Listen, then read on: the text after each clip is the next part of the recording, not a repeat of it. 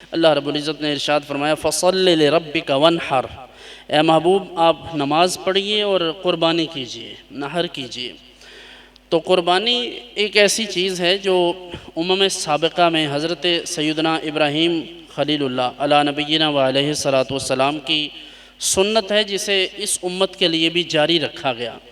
اور یہ حضرت ابراہیم علیہ السلام کی ایک آزمائش تھی، بہت بڑا امتحان تھا، جس میں اللہ رب العزت کے فضل اور اس کی توفیق سے وہ کامیاب و کامران ٹھہرے۔ تو یہ حضرت جناب ابراہیم علیہ السلام کی وہ قربانی جس میں اللہ کے حکم سے انہوں نے بغیر کچھ سوچے سمجھے جناب اسماعیل علیہ السلام کو لے جا کر یہ فرمایا کہ میرا رب یہ فرماتا ہے کہ بیٹے کو میری راہ میں قربان کر دو، تو بتا تو کیا کہتا ہے؟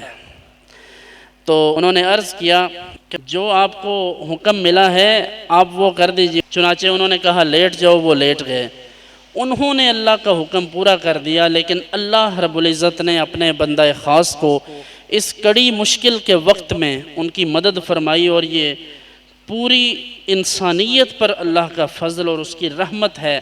وہ مالک ہے، وہ چاہے تو اس قربانی کو اسی طرح جناب اسماعیل علیہ السلام کی شکل میں قبول کرتا اور پھر ساری انسانیت کے لیے لازم قرار دیتا کہ ہر کوئی اپنے جوان سال بیٹے کو ذبح کرے، تو کسی کی مجال تھی کہ کوئی انکار کر سکتا؟ ظاہر ہے اس کی بات کا انکار کر کے دائرہ اسلام سے خارج ہو جائے۔ اللہ کی حاکمیت ہر ایک پر ہے، لیکن یہ اللہ کا محض فضل ہے کہ حضرت ابراہیم علیہ السلام کی اس قربانی کو اللہ نے قبول فرمایا اور مینڈا بھیجا، اور وہ قربانی اس پر ہو گئی۔ حضرت اسماعیل علیہ السلام کو اللہ نے صحیح و سالم رکھا۔ چنانچہ اسی سنت کو تازہ رکھنے کے لیے سید دو عالم صلی اللہ علیہ وآلہ وسلم نے اسے جاری و ساری فرمایا۔ جامع ترمذی میں حضرت مولا کائنات علی مرتضیٰ کرم اللہ وجہہ الکریم سے ہے، ان سے کسی نے پوچھا کہ آپ 2 بکرے کیوں ذبح کرتے ہیں؟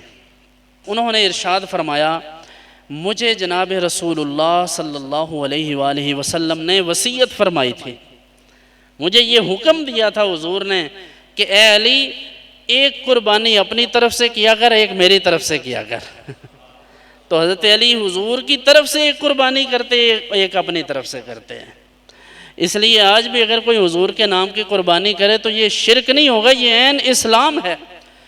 غیر اللہ کے نام کا مطلب یہ ہے، اس کی انٹرپریٹیشن یہ ہے کہ جب ذبح کرے تو اس وقت اللہ کے علاوہ کسی اور کا نام نہ لیا جائے، اس لیے اس میں کوئی شرک نہیں ہے، کوئی برائی نہیں ہے، اور یہ حضور کی ترغیب پر حضرت مولا کائنات کا عمل ہے۔